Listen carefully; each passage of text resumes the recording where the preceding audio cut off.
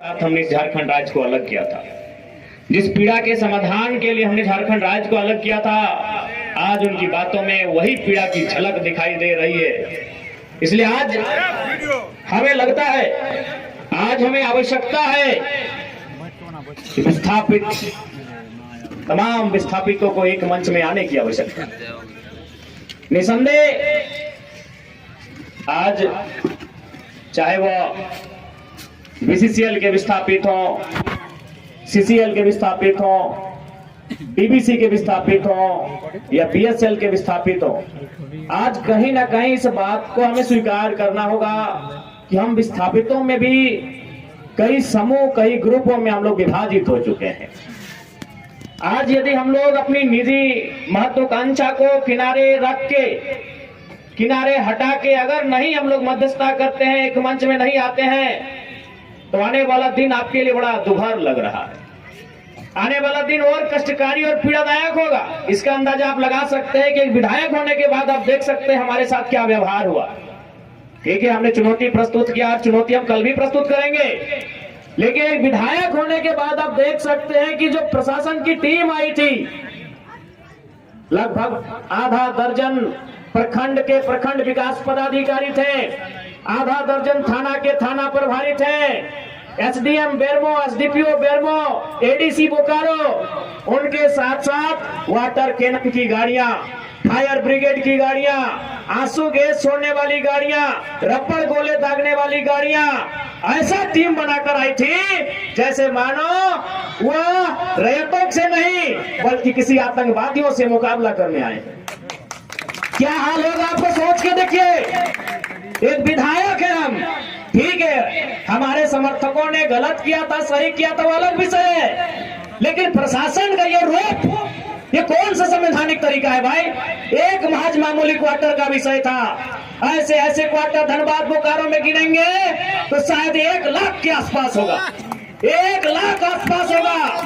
एक मामूली क्वार्टर के लिए जो प्रशासन ने अपना एक घृणित चेहरा दिखाया, बिल्कुल ये घृणित चेहरा था प्रशासन का, ये नफरती चेहरा था प्रशासन का, ये असंवैधानिक अमानवीय चेहरा था प्रशासन का। एक विधायक के साथ जब वो इस प्रकार का व्यवहार कर सकते हैं तो सोचिए आम ग्रामीण रैयत विस्थापितों का क्या हश्र होगा आने वाले सालों में। इसलिए आज मैं तमाम रैयतों से जिन्होंने किसी परियोजना में, किसी कल कारखाने में कि डीबीसी की परियोजना हो या सीसीएल पीसीसीएल की परियोजना हो, जिन्होंने अपनी जमीन देने का काम किया है, आज उन्हें एक मंच में आने की आवश्यकता है। मैं आपसे यह आह्वान करने आया। आज मैं एक विधायक हूं, एक 30 साल का युवा, एक सुनहरा सपना, एक सुनहरी जिंदगी हमारे सामने, लेकिन आज उस जिंदगी को ठोकर मार के हम कांटों की ताज को स्वीकार करते हैं। उस सुनहरी, उस मखमली जीवन को हम ठोकर मार के कांटों के रास्ते को चुन रहे हैं, जबकि आपको भी मालूम है हम माननीय हैं, फूलों का बिस्तर हमारा स्वागत करने के लिए तैयार है, लेकिन हम कांटों की राह चल रहे हैं। आज प्रत्येक दिन दर्जनों ठेकेदारों का फोन आता है, बैठेंगे विधायक जी, दर्जनों वीआईपी लोगों का फोन आता है, 2 मिनट बैठिए विधायक जी, और आपको भी मालूम है उनके साथ बैठेंगे तो क्या डील होगा, आपको भी मालूम है। करोड़ों में ना सही लाखों में तो डील जरूर होगा। यानी एक मखमली बिस्तर हम ठोकर मार के कांटों के साथ चल रहे हैं। किसके लिए? झारखंड के वंचित आवाम के लिए हम चल रहे हैं।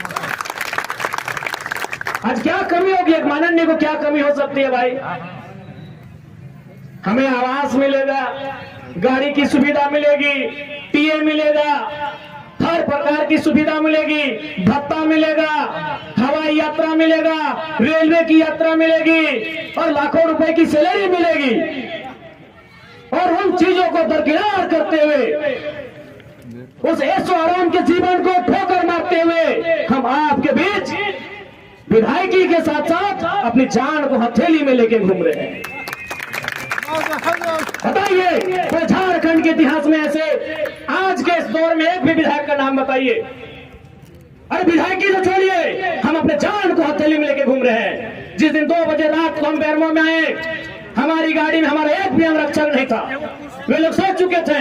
हमने कहा कोई दिक्कत नहीं है। हमने केबल ड्राइवर को फोन किया, वो भी अपने ससुराल में थे, क्योंकि आपको भी मालूम है मेरे घर में इतना जगह नहीं है कि हम 4 लोगों को ठहरने के लिए बोल सके। बगल में हमारे एक मित्र का घर है, वहीं रात रहने के लिए हम जाते हैं, वो विधायक है। हमने तुरंत कहा कि अगर हम अपने अंगरक्षक को लेने के लिए जाएंगे तो शायद 10 से 15 मिनट का लेट होगा, उतना देर में हम कम से कम दूरी की दूरी पार कर जाएंगे। 20 किलोमीटर हम 15 मिनट में सफर कर जाएंगे, इसलिए अंगरक्षक को सोने दीजिए, हम अकेले आएंगे। हम अपने जान को, अपने जीवन को हथेली में रख के चल रहे हैं। किस लिए? ताकि आज झारखंड की शोषित वंचित जनता को न्याय मिल सके। तो आप इतना तो कर सकते हैं। एक 30 साल का लड़का अपने आराम के जीवन को छोड़कर, ऐसो आराम को छोड़कर आज आपके लिए कांटों के रास्ते में चलने के लिए तैयार है। आप कम से कम ये जो 15, 16, 50, 60 समितियां बना के रखे हैं विस्थापन के नाम में, क्या एक नहीं कर सकते हैं? आप कीजिए। आप जिस दिन एक करेंगे, इनको यहां से उखाड़ के फेंक देंगे। आप कीजिए। आज बीएसएल में भी हम जाते हैं, वहां 52 समितियां हैं। विस्थापन मोर्चा, विस्थापन क्रांतिकारी मोर्चा, विस्थापन उलगुलान मोर्चा, तो विस्थापन इनकलाब मोर्चा, 52 से 50 समितियां हैं। आप अपने आप को एक कीजिए। आज अपने निजी स्वार्थ का त्याग कीजिए। आज अपने मन के मतभेद को त्याग कीजिए, क्योंकि आज अगर नहीं समझे तो याद रखिएगा आने वाले 20 सालों में, अरे आज तो कम से कम आपके हिस्से की बात कोई कर पा रहा है, आपकी हक की बात कोई बोल पा रहा है। आने वाले दिन अगर बोलेंगे ना तो शायद आपकी जबान काट ली जाएगी, बिल्कुल काट ली जाएगी। ये कौन सा रूप था? आप ही बताइए, कौन सा रूप था प्रशासन का? देखा था ना आपने जी। अरे पुलिस तो छोड़िए, पानी बरसाने वाली गाड़ी थी, आंसू गोला छोड़ने वाली गाड़ी थी, रबड़ गोली छोड़ने वाली गाड़ी थी, अग्निशमक की गाड़ियां थी, जैसे मानो किसी आतंकवादी से लड़ाई लड़ने आए हैं। इतने बेशरम, इतने निर्लज्ज हो चुकी है आज यहाँ सिस्टम। आज हो सके आज भी मेरी बातों को कुछ लोग तोड़ मोड़ के प्रस्तुत करेंगे कि विधायक के बोल सुनिए। अरे उनको नहीं मालूम है विस्थापन का दर्द क्या होता है। अगर वे विस्थापन को अध्ययन कर लेते तो शायद ये बोली बोलने का अवसर नहीं देखते। इसलिए आज मैं आपको स्पष्ट कहना चाहूंगा, और मैंने विधायक बनने से पहले ही कहा था, मैंने सांसद के चुनाव लड़ने से पहले ही कहा था कि आज जो हाल मैं देखता हूं पूरे झारखंड का, आज जो मैं अफसरशाही का व्यवहार देखता हूं, आज जो मैं प्रबंधन की मनमानी देखता हूं, मैंने बहुत दुखी होकर कहा था कि मैं पीएचडी का स्कॉलर हूं, लेकिन मैं शायद इस बात को आप लोग मेरा गलत कहें, लेकिन मैं कह रहा हूं कि कोयलांचल में रहने वाले लोग जो विस्थापित लोग हैं, वो हम दो, हमारे दो नहीं, 2 बच्चों को एक्स्ट्रा जन्म दीजिए और उनको केवल और केवल विद्रोह की भावना के साथ तैयार कीजिए कि आपको बदला लेना है। बिल्कुल इस मेरी बात से बहुत सारे लोगों को आपत्ति होगी कि माननीय कैसा बोल रहे हैं, लेकिन उनको क्या मालूम कि जिस जमीन को हमारे बाप दादा ने 1970 में दिया है, हमारे बाबूजी मर गए, लेकिन आप भी जवान बेटा वो बुढ़ापे की ओर चला गया है, लेकिन इंसाफ नहीं मिल पाया है। और ये तो गनीमत है।